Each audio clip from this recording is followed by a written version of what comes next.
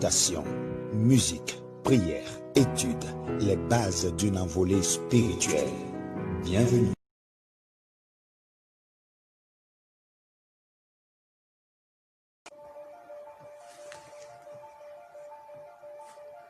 Chers amis, bonjour et bienvenue. Nous bénissons le Seigneur qui nous donne la grâce d'être comptés parmi les vivants en ce jour béni il nous a donné.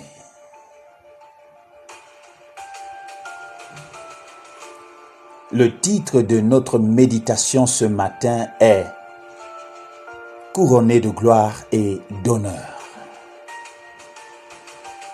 Dans le livre d'Hébreux chapitre 2, le verset 9, il est écrit « Jésus, nous le voyons couronné de gloire et d'honneur. »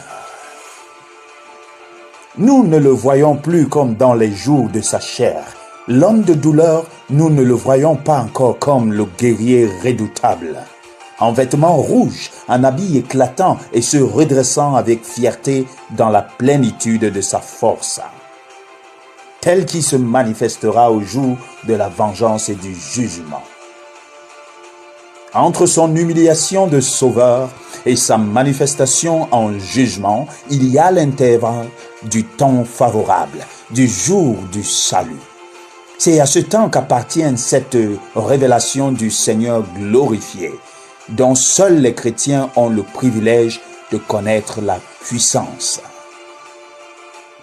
Celui qui a été rejeté et méprisé par les hommes, nous le voyons présentement couronné de gloire et d'honneur, à la droite de son Père, dispensant les richesses de sa grâce à tous les hommes, à toutes les nations, et prêt à exercer son influence bénie sur les événements et la marche du monde. La foi saisit le sens de sa victoire et de son œuvre rédemptrice pour notre génération.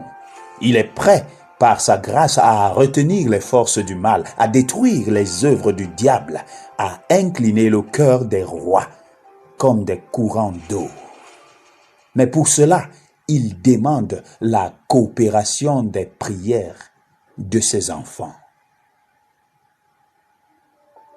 Combien de chrétiens connaissent, mais en intellectuel, en orthodoxe, les textes bibliques qui décrivent sa gloire présente? Ils en font une théorie, mais ne prient pas en conséquence. Dans le livre d'Un Timothée, chapitre 2, versets 1 à 4, il est écrit « J'exhorte donc à faire des prières pour les rois et pour tous ceux qui sont élevés en dignité, afin que nous menions une vie paisible et tranquille. Cela est bon et agréable devant Dieu, qui veut que tous les hommes soient sauvés. » Le couronnement de notre Seigneur dans la gloire se manifeste ici-bas dans cette influence de l'Esprit de Dieu qui prolonge le jour de la grâce et retarde, selon 2 Thessaloniciens, la manifestation de l'Antéchrist, afin que la parole de Dieu ait encore libre cours pour le salut du plus grand nombre des âmes possible. Oui, le Seigneur voudrait que tu sois le vecteur par lequel il ramènera plusieurs au salut. Le Seigneur voudrait que tu sois avec lui couronné ce jour lorsqu'il reviendra chercher ses élus. En feras-tu partie, toi qui m'écoutes ce matin?